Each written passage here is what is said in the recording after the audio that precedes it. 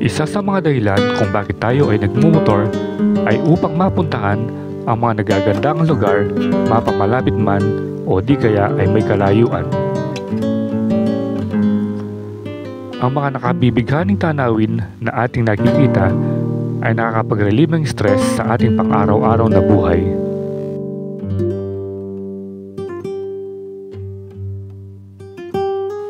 Kaya naman sa araw na ito ay atin namang bibisitahin ang isang napakagandang pasyalan sa bayan ng Pampanga na nakatayo mismo sa paanan ng bundok ng Arayat.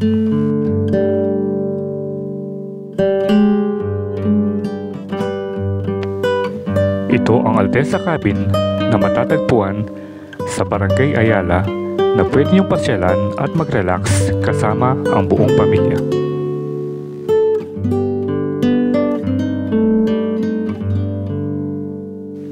Pwede rin kayong mag-stay dito ng overnight kasama ang buong pamilya or mag-photoshoot dahil sa mga nagagandang A-house nila na nakatayo mismo sa gilid ng bundok.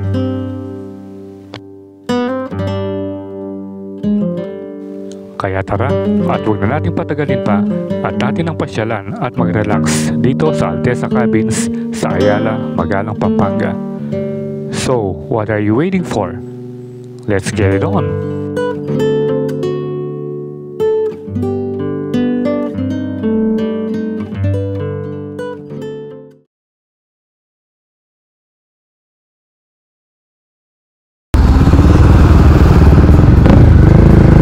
Touchdown, Magalang.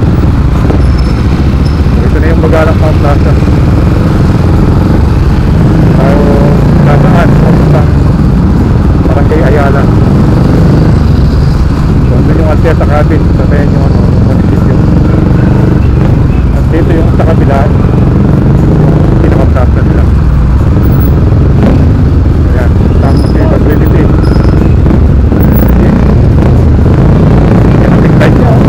Nagpumapalimpiyas mo.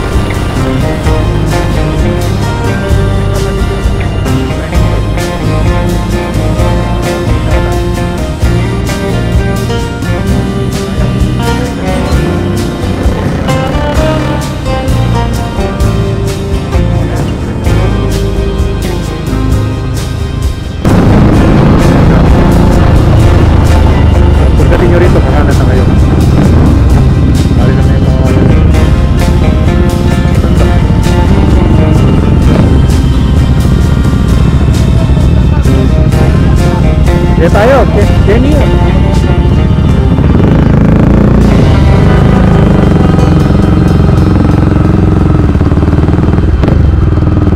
Nagugulan ako kay Trinity. Akala ko pumunta na siya rito.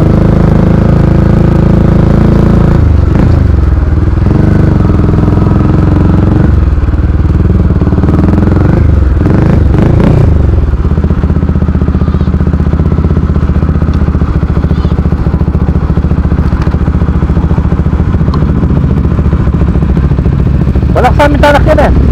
Papangalugan ko. Ha? Nagabano.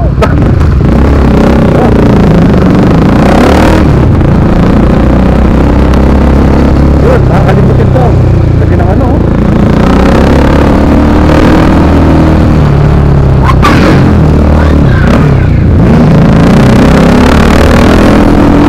Huwag pa raw, sabi ng mga bata.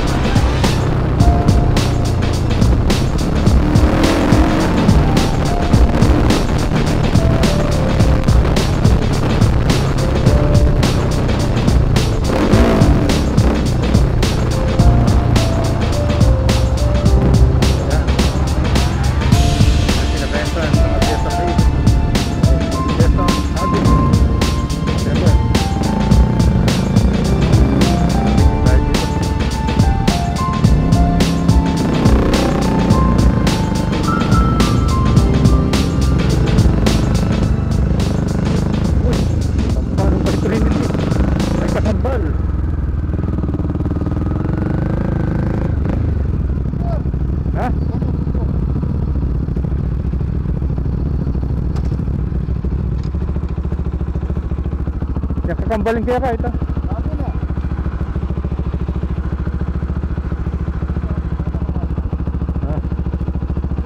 Ano ka to?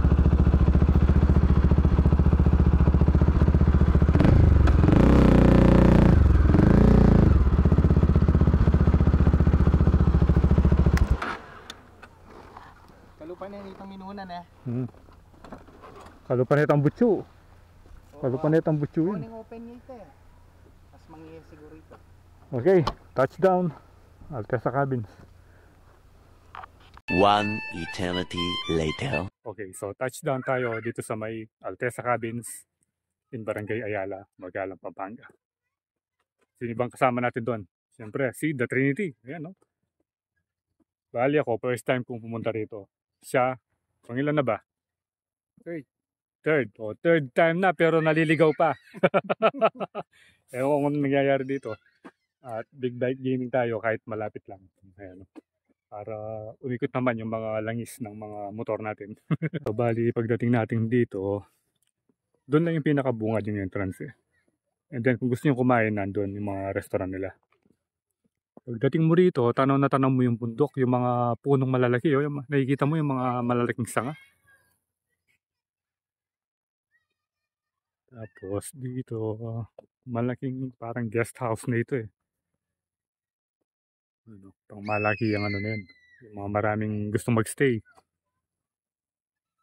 Pero yung mga rooms hindi pa natin nakikita, mamaya explore natin.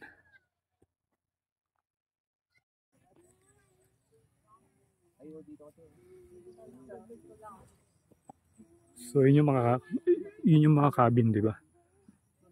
Ayun. Yan. Bali sarado dun sa ano eh.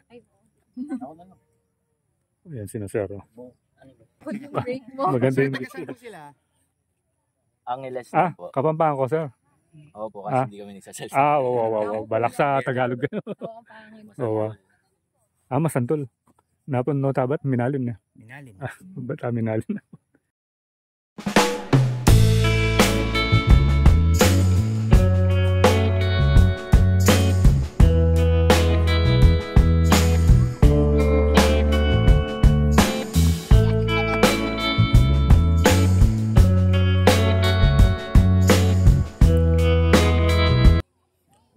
Bali itong kinatatayo natin parang stage ito. Ayan o. Tapos doon mga ano, yung mga design nila parang luma, parang antique. Pero syempre yung mga posting yon, semento yon or bakal siguro kasi may bakal doon. Pero maganda yung pagkakagawa nila.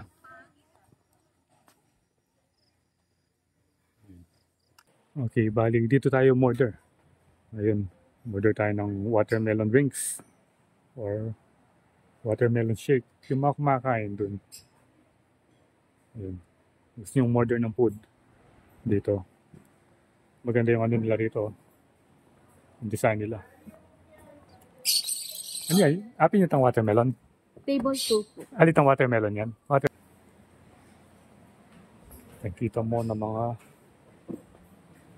lumang kagamitan, mga antique. Yung may wagang bowl. Then, may mga lampara, mga lumang plancha na uling yung ginagamit.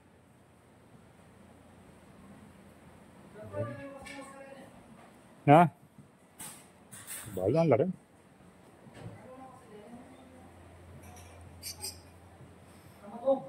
Ito yung mga banga. Yun yung pinaka-CR nila. Then, siyempre yun tayo. Ito yung lumang makinang pantahi. Sa ano?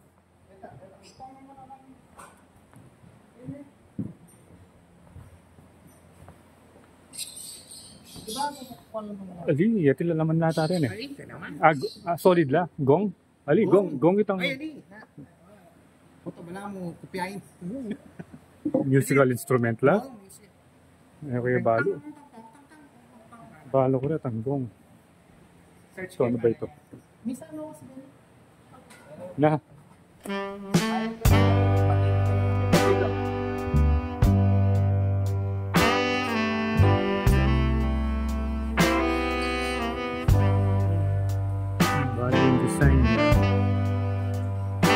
modern antique.